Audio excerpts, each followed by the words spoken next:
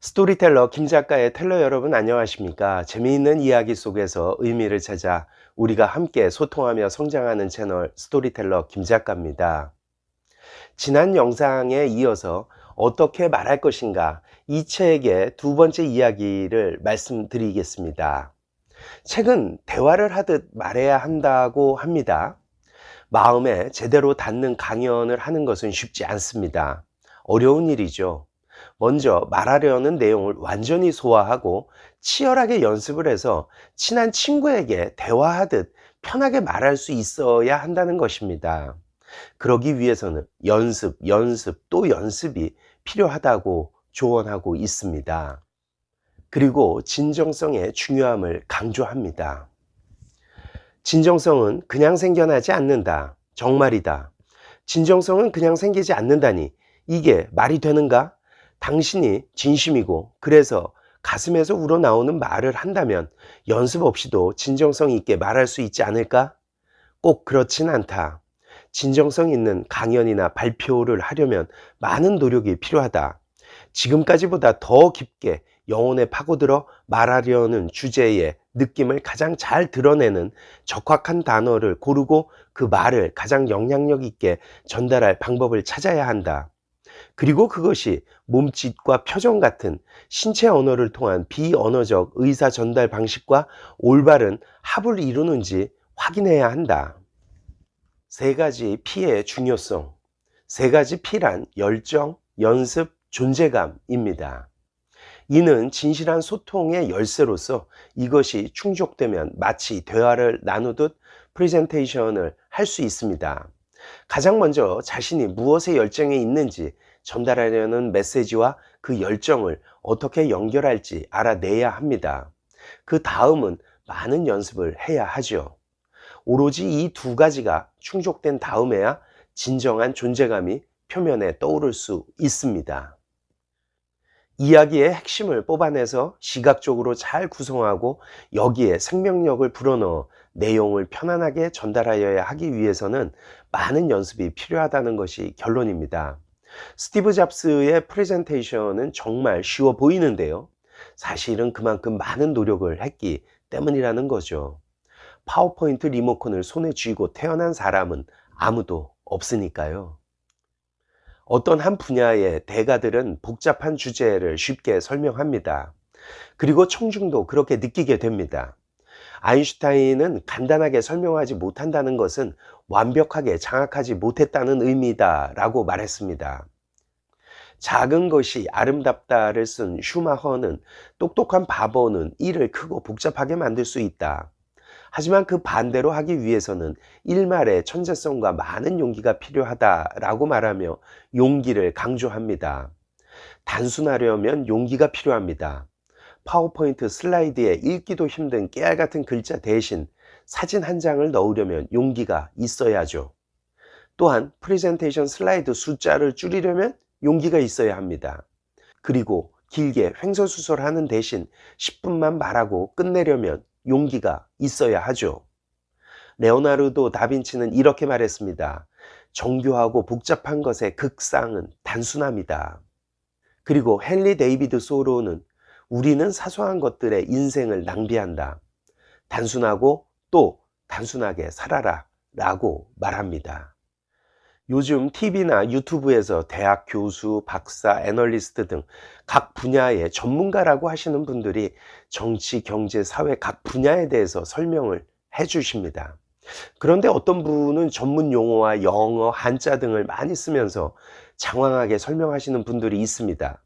이런 분들은 본인이 그 분야의 전문가라고 하지만 실체는 아닌 경우가 많다는 것입니다.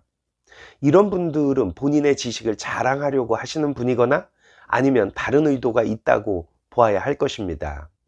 경제학이든 물리학이든 의학이든 사실 근원적 원리는 단순하고 심플합니다.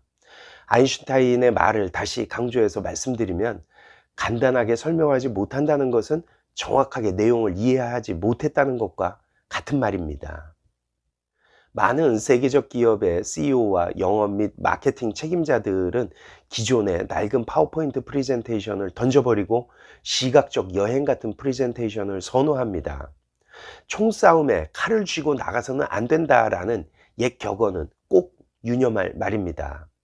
현대의 기업 전쟁터에 낡은 형식의 파워포인트 슬라이드를 가지고 나간다는 건 자살행위나 다름없다는 것이죠. 시대의 흐름을 쫓아가지 못하고 낙오되면 당신과 당신 회사의 꿈은 경쟁자의 군홧발에 짓밟힐 것이라고 책은 말합니다. 경쟁자에게 뒤떨어지지 않기 위해서는 콘텐츠를 시각화하라고 책은 조언합니다. 차트, 도표, 그래프 따위에 그림을 넣거나 배경을 더하라는 것입니다. 글자는 첫 10장의 슬라이드에 도합 40단어를 넘지 않을 것을 권하고 불필요하고 집중력을 빼앗는 글자로 슬라이드를 채우지 말 것이며 기억에 남고 공감할 이야기를 창의적으로 전할 방법을 고민하라는 것입니다. 대부분의 사람들은 자신이 상상하는 것보다 훨씬 많은 능력을 가지고 있다고 합니다. 우리도 그런 것이죠. 우리에게는 감동과 영감을 주고 낙담한 자에게 희망을, 길 잃은 자에게 방향을 제시할 능력이 있다는 것입니다. 그들에게 정보를 제공하고 영감을 주고 전율케 할 능력이 있습니다.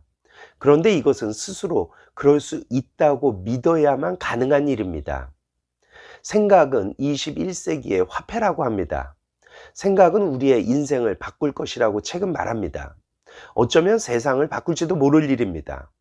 어떤 부정적인 장애를 비롯해 그 어떤 것도 우리의 앞길을 막을 수는 없습니다. 영감을 주는 발표자나 강연자가 되는데 필요한 것은 사례와 기술과 열정과 연습입니다. 용기도 필요하죠. 열정을 쫓을 용기, 생각을 단순 명료하게 할 용기, 가슴을 뛰게 하는 것을 표현할 용기 말입니다. 커뮤니케이션의 60%는 말이 아닙니다. 바디랭귀지죠. 30%는 어투, 대화의 90%가 입에서 나오는 게 아니란 뜻입니다. 있는 그대로 하세요. 수줍으면 수줍게, 활발하게. 활발하지 않다고요? 괜찮아요. 한꺼번에 다 보여줄 필요는 없지만 진짜 당신을 보여줘야 해요. 이 말은 이른바 스피치 학원, 그러니까 프레젠테이션 잘하는 법을 배우는 화술 교습소의 수업 내용일까요? 아닙니다. 윌 스미스 주연의 영화 미스터 히치의 자막을 옮겨 놓은 것입니다. 발표나 강연은 실제로 연애와 같습니다. 사실 우리 삶도 그러한 것 같습니다. 청중과 슬슬 썸을 타다가 어느 순간 확 상대방의 마음을 빼앗아야 하는 것이죠. 방법도 목적도 같습니다. 과정도 같고요. 성공하면 박수를 받는 것도 같습니다. 그렇다면 그 기술도 같을 수밖에 없다는 것입니다. 제가 세상에서 제일 부러운 사람은 말 잘하는 사람이라고 1편에서 말씀을 드렸었는데요. 이 책을 읽고 느낀 점이 많습니다. 뛰어난 연설가는 단지 운이나 재능을 타고난 사람이 아님을 알게 되었습니다.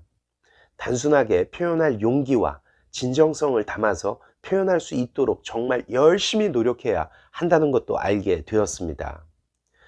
그리고 노력하지 않고 말을 잘하기를 바라는 저 자신도 깊이 반성하였고요. 세상을 바꾸는 18분의 기적 테드 어떻게 말할 것인가 였습니다. 지금까지 재미있는 이야기 속에서 의미를 찾아 우리가 함께 소통하며 성장하는 스토리텔러 김 작가였습니다. 감사합니다.